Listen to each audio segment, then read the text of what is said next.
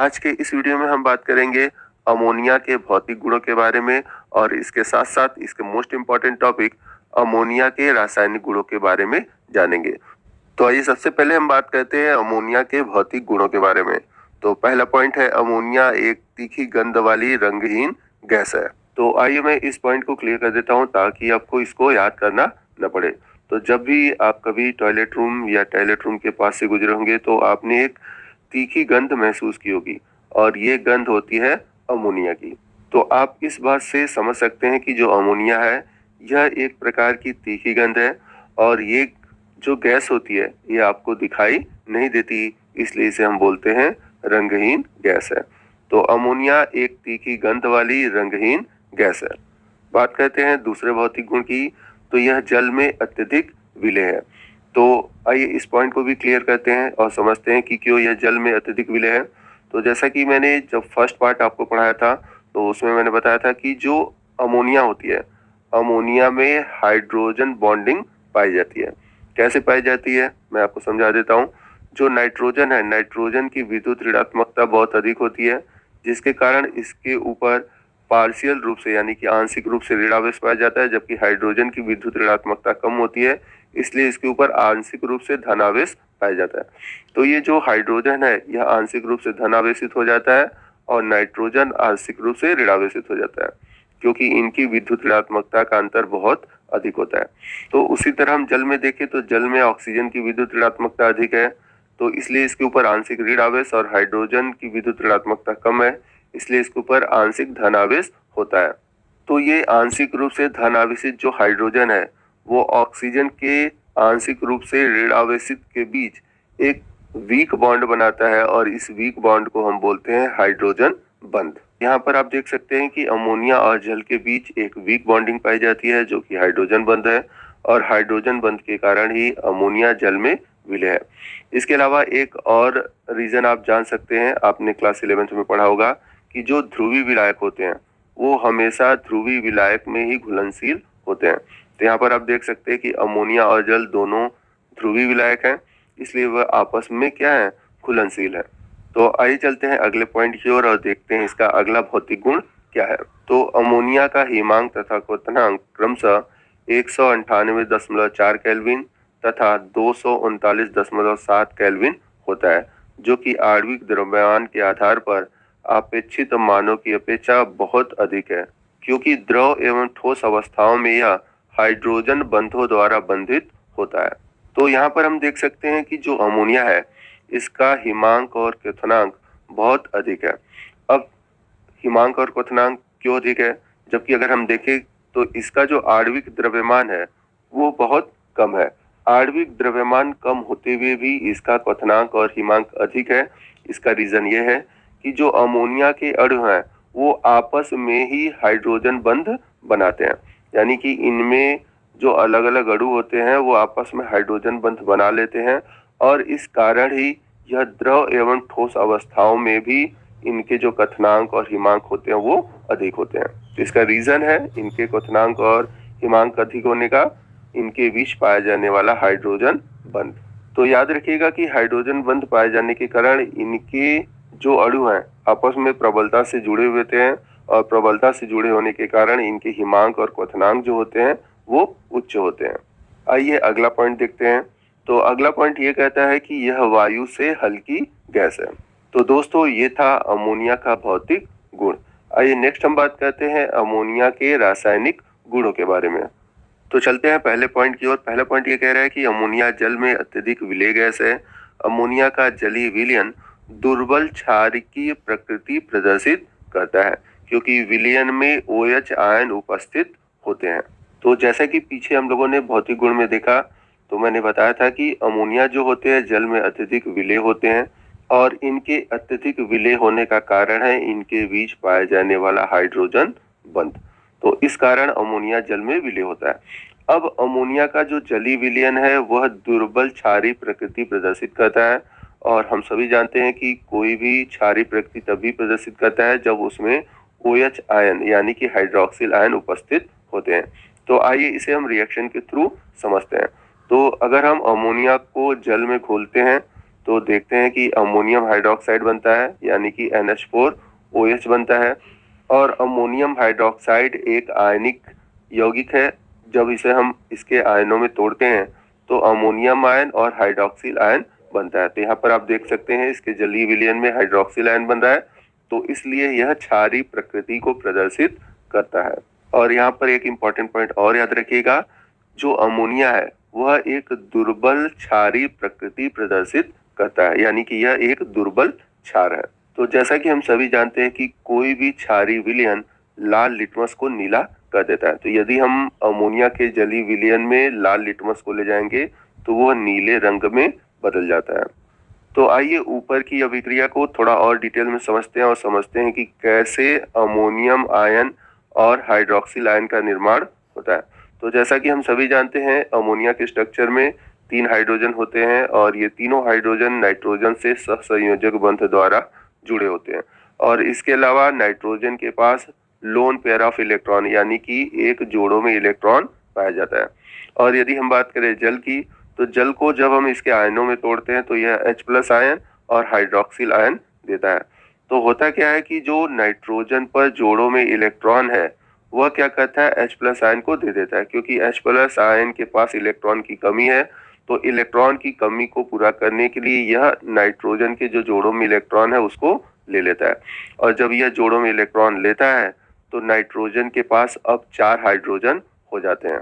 और इन 4 हाइड्रोजन के साथ साथ इस पर एक धन आवेश भी हो जाता है, क्योंकि हाइड्रोजन के ऊपर क्या है, एक धन आवेश है। तो इस प्रकार से अमोनिया हाइड्रोजन को लेकर अमोनियम आयन बना लेता है यानी कि NH4+ बना लेता है। अब ये क्या करता है, जो हाइड्रोक्सिल आयन यानी कि जो OH पर एक निगेटिव चार्ज है उसके अपने एक पॉजिटिव चार्ज के साथ बैलेंस कर देता है और हाइड्रोक्सिल आयन से जुड़ जाता है। तो इस प्रकार से NH4OH यानी कि अमोनियम हाइड्रोक्साइड का निर्माण होता है। आइए चलते हैं दूसरे पॉइंट की ओर। दूसरा पॉइंट ये कह रहा है कि अमोनिया जो होता है अम्लों के साथ अभिक्रिया करके अमोनियम लवण बनाता है। तो आइए इस पॉइंट को भी हम रिएक्शन के थ्रू समझते हैं। तो यहाँ पर आप देख सकते हैं कि HCl जो कि एक अम्ल है और अमोनिया, जैसा कि अभी हम लोगों ने पढ़ा कि यह एक दुर्बल क्षार है। तो जब हम HCl और अमोनिया की अभिक्रिया कराते हैं तो बनता है NH4Cl यानी कि अमोनियम क्लोराइड, जो कि एक लवण है। तो यहाँ पर आप देख सकते हैं कि अमोनियम उपस्थित है, इसलिए इसे हम बोलते हैं अमोनियम लवण। तो आइए देखते हैं कि यह अभिक्रिया कैसे होती है। तो जैसा कि पीछे हम लोगों ने देखा था कि नाइट्रोजन के पास जोड़ों में इलेक्ट्रॉन होता है और HCl को अगर हम तोड़े तो यह H+ आयन और Cl- आयन में टूट जाता है। तो हम देख सकते हैं कि हाइड्रोजन के पास इलेक्ट्रॉन की कमी है, तो अपनी इलेक्ट्रॉन की कमी को पूरा करने के लिए यह नाइट्रोजन के जोड़ों को इलेक्ट्रॉन ले लेता है और बना देता है अमोनियम आयन। अब अमोनियम आयन पे आप देख सकते हैं कि एक पॉजिटिव चार्ज है, तो इस पॉजिटिव चार्ज को खत्म करने के लिए क्लोरीन को ले लेता है, क्योंकि क्लोरीन पर एक निगेटिव चार्ज है। तो एक पॉजिटिव चार्ज और एक निगेटिव चार्ज आपस में मिल जाते हैं तो वो न्यूट्रल हो गया। तो यहाँ पर बन जाता है अमोनियम क्लोराइड यानी कि NH4Cl। तो इस प्रकार से यह अभिक्रिया होती है। अब यदि हम चाहे तो यहाँ पर जो अभिक्रिया है यानी कि जो अम्ल की अभिक्रिया है वह हम अमोनियम के जलीय विलयन से करा सकते हैं। तो जब हम अमोनिया के जलीय विलयन से अम्ल की क्रिया कराते हैं तो वैसे ही अभिक्रिया होगी और बनेगा अमोनियम क्लोराइड और जल। तो यहाँ पर आप रिएक्शन में देख सकते हैं कि यहाँ पर अमोनिया की जगह हम अमोनिया का जलीय विलयन लिए हुए हैं। तो जैसा कि हम सभी जानते हैं कि जब अम्ल और क्षार आपस में अभिक्रिया करते हैं तो लवण और जल बनाते हैं। तो यहाँ पर आप देख सकते हैं कि अमोनियम का जो H+ आयन है वो क्लोरीन के माइनस आयन से जुड़कर NH4Cl बना दिया, और अमोनियम का जो हाइड्रोक्सिल आयन है यानी कि OH- आयन है वो HCl के H+ आयन से मिलकर बना देता है H2O। और आप सभी ने क्लास 10th में पढ़ रखा है कि जब भी अम्ल और क्षार आपस में क्रिया करते हैं तो लवण और जल बनता है। आइए चलते हैं इसके तीसरे रासायनिक गुण की ओर। तो अमोनिया दुर्बल क्षार के रूप में या यानी कि अमोनिया का जलीय विलयन कई धातुओं के लवणों के विलयनों से उनके हाइड्रोक्साइडों यानी कि कुछ धातुओं के जलीय ऑक्साइड को अवक्षेपित करते हैं। तो आइए मैं इसे रिएक्शन के थ्रू आपको समझाता हूँ। तो यहाँ पर हमने धातु का लवण यानी कि जिंक सल्फेट लिया हुआ है और इसकी अभिक्रिया हम करा रहे हैं अमोनिया के जलीय विलयन से। तो यहाँ पर हम देखेंगे कि जो जिंक है वह विद्युत रासायनिक श्रेणी में बहुत सक्रिय है और ये क्या करेगा, अमोनिया से हाइड्रोजन को विस्थापित कर देगा और अमोनिया को विस्थापित करके OH के साथ जुड़कर बना देगा जिंक हाइड्रोक्साइड। अब यहाँ से विस्थापित हुआ अमोनियम आयन, यहाँ से बचा हुआ सल्फेट, ये दोनों आपस में अभिक्रिया करके बनाएंगे अमोनियम सल्फेट। तो यहाँ पर देख सकते हैं कि यह एक दुर्बल क्षार है और किसी धातु के लवण के जली विलयन से उसके हाइड्रोक्साइड को अलग कर दिया या फिर उसे अवक्षेपित कर दिया। तो यहाँ पर आप देख सकते हैं सॉलिड रूप में प्राप्त हुआ है और ये जो अवक्षेप है ये श्वेत यानी कि सफेद रूप में प्राप्त होता है। आइए नेक्स्ट एक और अभिक्रिया देखते हैं। तो यहाँ पर हम देख सकते हैं कि धातु का एक लवण है यानी कि फेरिक क्लोराइड है। इसकी अभिक्रिया हम कराते हैं अमोनियम हाइड्रोक्साइड से यानी कि अमोनिया के जली विलयन से।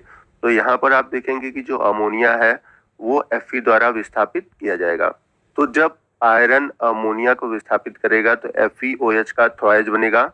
तो वो पॉइंट भी लिख सकते हैं या इसके अलावा हम यह भी लिख सकते हैं Fe2O3.XH2O और यहाँ से बचा हुआ जो NH4 प्लस है वो Cl माइनस आयन से यानी कि अमोनियम आयन FeCl3 के क्लोरीन से जुड़कर बना देगा NH4Cl। तो यहाँ पर मैंने रिएक्शन को बैलेंस नहीं किया है, आप इसे बैलेंस कर सकते हैं। यहाँ पर एक बात मैं आपको बता दूं कि यहाँ पर जो हमने Fe2O3 लिखा हुआ है यानी कि धातु के ऑक्साइड लिखा हुआ है, तो यहाँ पर मैं आपको बता दूं कि जो धातुओं के ऑक्साइड होते हैं वो भी क्षारीय प्रकृति के होते हैं। अगर आपने पढ़ा हुआ है तो आपको पता होगा कि धातु के जो ऑक्साइड होते हैं वो क्षारीय प्रकृति के होते हैं। तो चाहे हाइड्रोक्साइड हो या फिर ऑक्साइड हो, तो धातु के हाइड्रोक्साइड या ऑक्साइड हमेशा क्षारीय प्रकृति के होते हैं और यहाँ पर जो आयरन का ऑक्साइड बनेगा वो भूरे अवक्षेप के रूप में प्राप्त होता है। तो यहाँ पर आप चाहे तो फेरिक हाइड्रोक्साइड भी बना सकते हैं, लेकिन सही होगा फेरिक ऑक्साइड। आइए चलते हैं अगले रासायनिक गुण की ओर और अगला रासायनिक गुण है अमोनिया के नाइट्रोजन परमाणु पर एकाकी इलेक्ट्रॉन युग्म यानी कि लोन पेयर ऑफ इलेक्ट्रॉन होता है और यह लिगंड यानी कि इलेक्ट्रॉन युग्मदाता का कार्य करता है। तो जब मैं आपको उपसंयोजक यौगिक पढ़ाऊंगा तो वहां पर बात होगी लिगंड की। तो यहाँ पर मैं आपको बता दूं कि लिगंड उन्हें कहा जाता है जो इलेक्ट्रॉन युग्मदाता यानी कि जिनके पास जोड़ों में इलेक्ट्रॉन देने की प्रवृत्ति होती है। तो यदि हम बात करें अमोनिया की, तो जैसा कि हमने पीछे देखा कि अमोनिया के पास एक एकाकी इलेक्ट्रॉन युग्म यानी कि लोन पेयर ऑफ इलेक्ट्रॉन है और इस लोन पेयर ऑफ इलेक्ट्रॉन के कारण यह इलेक्ट्रॉन युग्म को डी ब्लॉक के तत्वों को दान करके संकुल यौगिकों का निर्माण करता है। तो संकुल यौगिक क्या होते हैं मैं आपको समझा देता हूँ। जो अमोनिया होते हैं ये जोड़ों में इलेक्ट्रॉन देते हैं और जोड़ों में इलेक्ट्रॉन देकर डी ब्लॉक के तत्वों के साथ एक यौगिक बनाते हैं जिसे हम बोलते हैं संकुल यौगिक। तो आइए इसे मैं आपको एग्जांपल के थ्रू समझा देता हूँ। यहाँ पर आप देख सकते हैं कॉपर आयन है, अमोनिया जोड़ों में इलेक्ट्रॉन देगा। तो यहाँ पर जो यौगिक बनेगा वो बनेगा CuNH3 का 4 टाइम और इसका जो रंग होगा वो होगा गहरा नीला, जबकि कॉपर का जो रंग होता है वो होता है नीला। तो यहाँ पर रंग से जुड़े भी क्वेश्चन पूछे जाते हैं और क्वेश्चन इस तरह के होंगे कि जब हम अमोनिया की अभिक्रिया किसी नीले रंग के विलयन में कराते हैं तो गहरा नीला रंग प्राप्त होता है, तो वह अभिक्रिया कौन सी है और कैसे होगी। तो इस तरह के भी क्वेश्चन आपके एग्जाम में पूछे जाते हैं। तो यहाँ पे 2 पॉइंट हैं जो कि लिगंड और संकुल यौगिक है।